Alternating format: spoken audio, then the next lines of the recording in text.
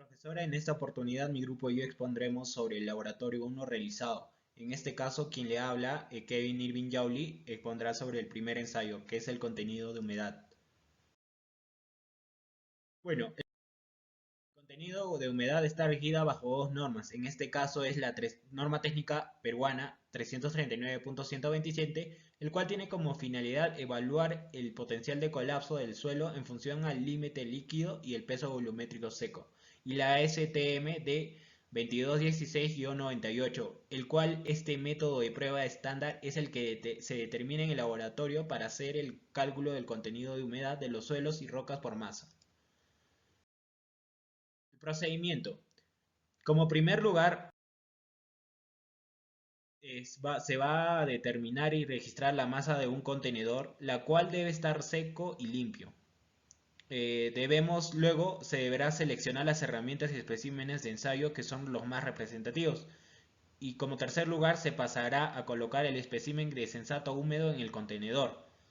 Como tercer lugar, una vez que ya este material esté pesado, se pasará a llevar la muestra húmeda al horno, para así secarlo hasta alcanzar una masa constante.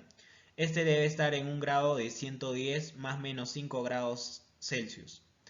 Y como finalizar este punto, una vez ya seca la muestra, se removerá el contenedor del horno. Este material tendrá que ser enfriado a temperatura ambiente hasta que el contenedor pueda ser manipulado cómodamente con las manos, y se pasará a determinar el peso del contenedor y el material del secado al horno con la misma balanza que se pesó. Luego, al final, con esto se registrarán nuestras pesas y nuestros apuntes para hacer los cálculos respectivos, ¿no? Bueno, los cálculos y resultados. Para hacer los cálculos respectivos se tuvo que tener unos datos realizados de dos muestras en este caso. Con ellos se realizó, ¿no? Los cálculos y resultados respectivamente. Y para hallar el contenido de humedad nos guiamos de esta fórmula, la cual está expresada en relación al peso del agua entre el peso de los sólidos, expresado en porcentaje, ¿no? Por eso por 100.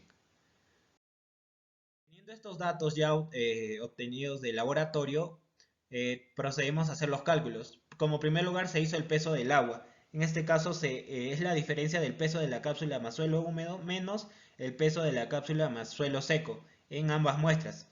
Y el peso del suelo seco se obtuvo del peso de la cápsula más suelo seco menos el peso de la cápsula. Y para hallar el contenido de humedad de ambas muestras se tuvo que hacer la relación, que es el peso del agua entre el peso del suelo por 100, ¿no? Y acá está expresado en porcentaje. Y para hacer el contenido de humedad promedio con el cual se va a trabajar es entre ambos se suma y divididos entre 2. Gracias.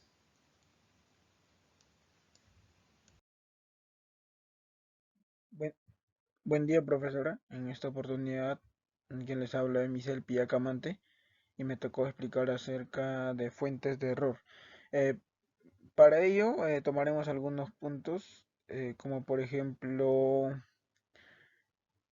para tener buenos resultados, qué es lo que tenemos que prevenir, y en este caso, para no presentar errores, es conveniente que los recipientes y sus tapas deben ser herméticos.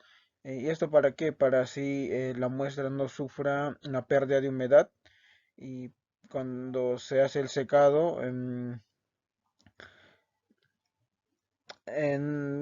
evitemos la absorción de la humedad de la atmósfera. Y otro error que se cometen es que lo mezclamos con especímenes, por ese motivo obtenemos resultados incorrectos. Por ejemplo, al no anotar las muestras, o sea, no enumerarlas, agarramos uno en uno así desordenadamente, entonces hacemos malos apuntes y nos confundimos y obtenemos en los cálculos errores muy grandes y tenemos un mal ensayo, ¿no? En el tiempo de secado, por ejemplo, tenemos que tener muy en cuenta qué tipo de horno es y qué tipo de material es lo que estamos analizando, y según ello determinar un tiempo fijo para ello. Como otro punto de precaución y recomendaciones, antes de iniciar con el ensayo, en el laboratorio se debe verificar que todos los instrumentos necesarios estén en buenas condiciones para su uso correcto. Calibrar la balanza para así que tenga errores mínimos y la muestra introducir a un grado de 105 grados Celsius, y para no sufrir accidentes usar guantes. Verificar que el horno esté cerrado correctamente, para que así no haya fugas y el secado de la muestra se dé con buena precisión. Otros ensayos, el ensayo por el humedómetro. Bueno, este ensayo se trata de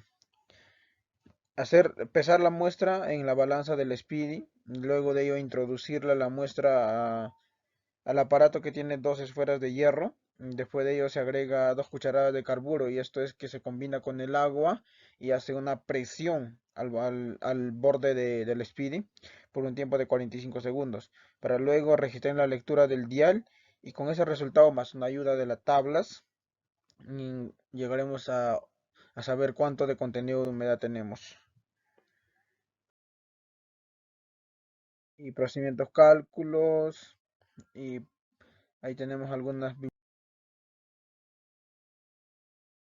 bibliografías, por ejemplo, uno de ellos de la Universidad Nacional de Ingeniería, método de ensayo para determinar el contenido de humedad, y otro de la Universidad de Simu, Elías Bercha Samu, que también se trata de todo lo que es ensayo de humedad. Y esas fueron las fuentes que tomamos. Muchas gracias. Bueno, a mí me tocó exponer los diferentes ensayos que se pueden obtener para hallar el peso volumétrico de los suelos cohesivos.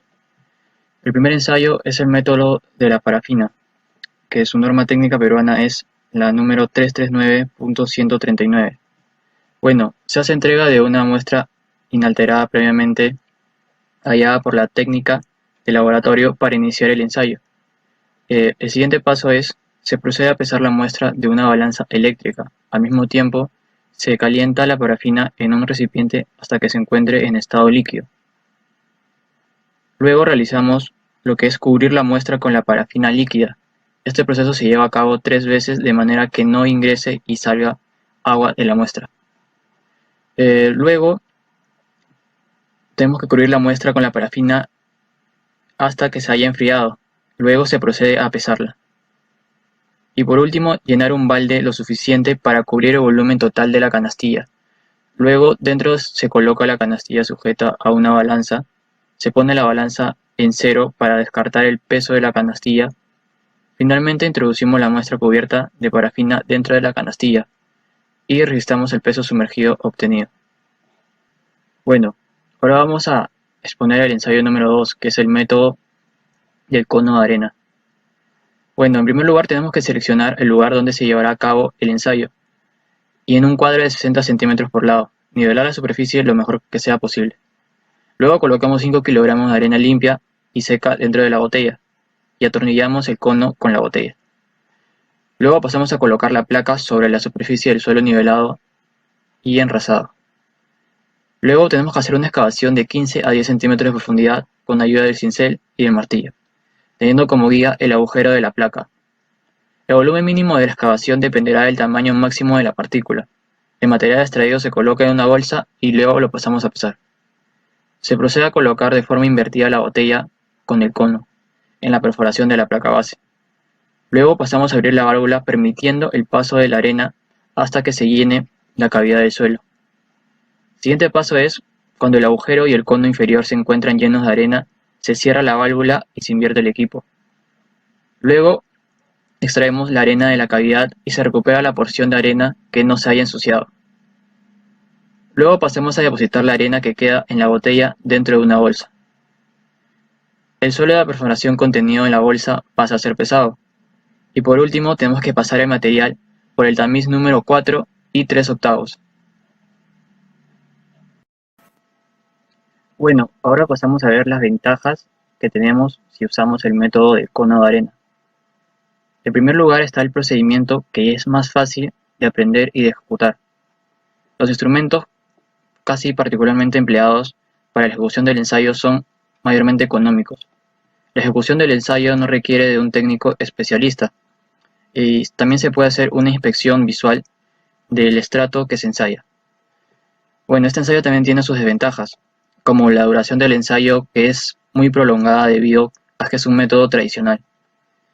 Luego también depende del factor humano, que es el cansancio o cualquier otro estado de ánimo, etc.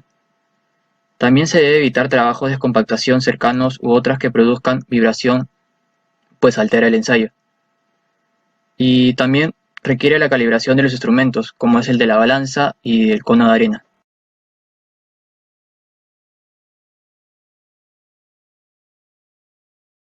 Gravedad específica de los sólidos. Lo explicaremos por Hugo Nolasco y Kenio Silva.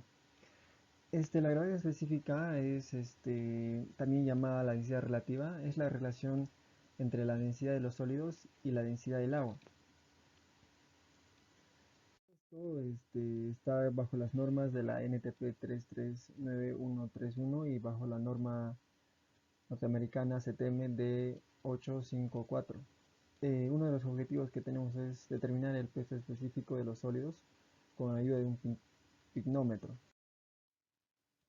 Los instrumentos que vamos a utilizar son los siguientes, que viene a ser una balanza,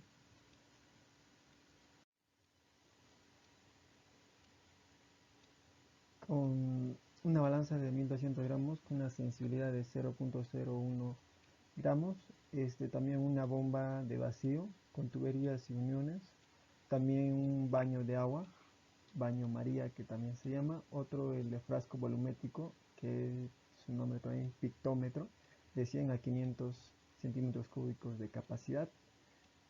Otro también es horno estufa, en donde vamos a secar la muestra. Otra es la cápsula de evaporación, guantes y una pipeta, y así como los tamices número 4 y número 8 también.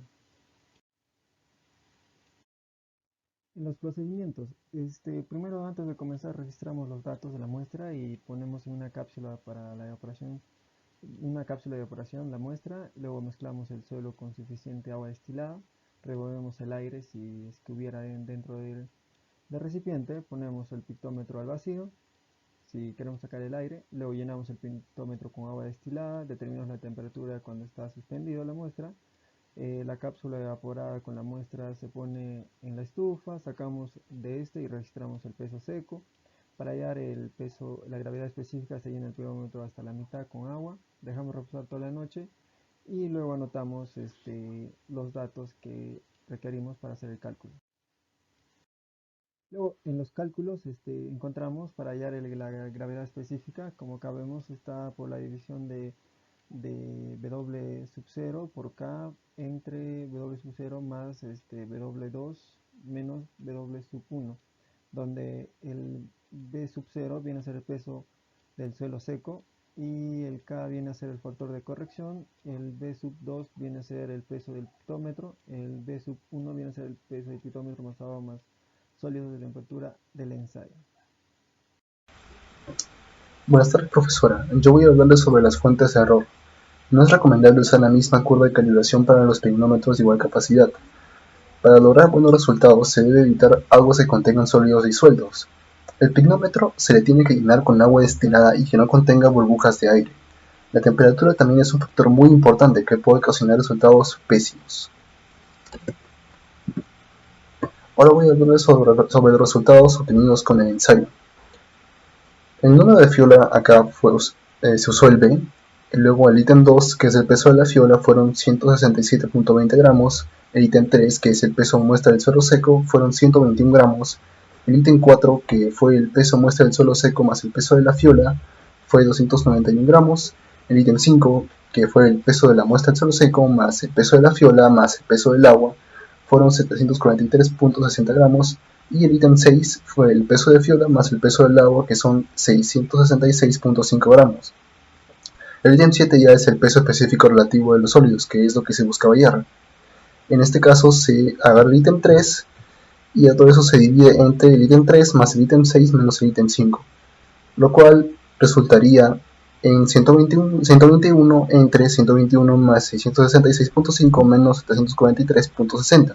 A todo esto se le multiplica por el factor de corrección K, que es por la temperatura, que son 25.3 gramos.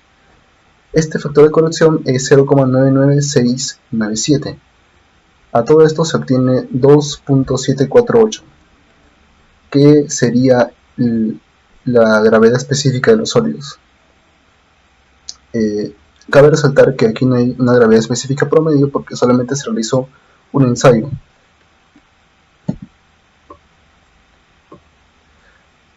En observaciones, el uso adecuado de una bomba de vacío nos permitirá obtener una mejor extracción. Para lograr resultados con mayor precisión se debe llenar el pignómetro o fiola hasta una marca ya determinada con la temperatura. Mantener los equipos bien calibrados. Recordar tomar la temperatura en los momentos oportunos, esto es muy importante. Y como era de esperarse, la gravedad específica de los sólidos que estamos estudiando cae en el límite de la arcilla poco plástica, o sea, en el límite de entre 2.72 entre 2.78. Otros ensayos que se pueden usar, aparte de la NTP, también es el ASTM de 584. En este ensayo, que es el ensayo para determinar el coeficiente de permeabilidad, este coeficiente se determina mediante el ensayo de permeabilidad, el cual se puede realizar tanto en laboratorio como in situ. Es un ensayo que se puede realizar en campo y también se puede realizar en laboratorio.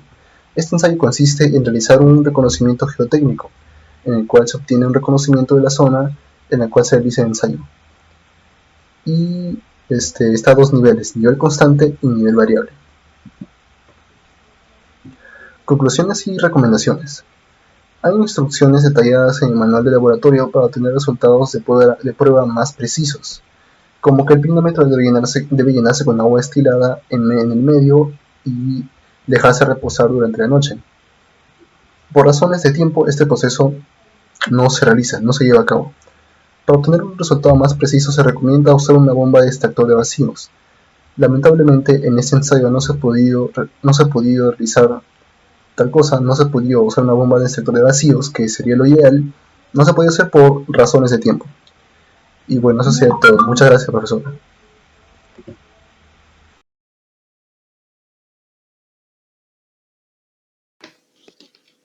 Bueno, siguiendo con la exposición.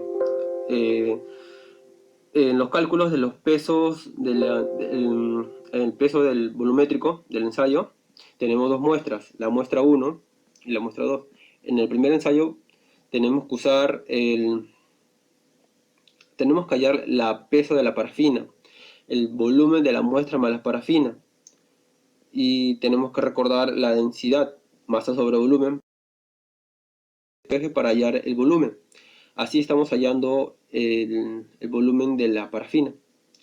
Aplicando todos estos cálculos ya utilizados en clase y en el laboratorio, conseguimos que la muestra 1, el peso volumétrico es 1,8728 y que el peso volumétrico en la muestra 2 es 1,8487 y que el peso promedio de ambos es 1,8608 gramos centímetros cúbicos.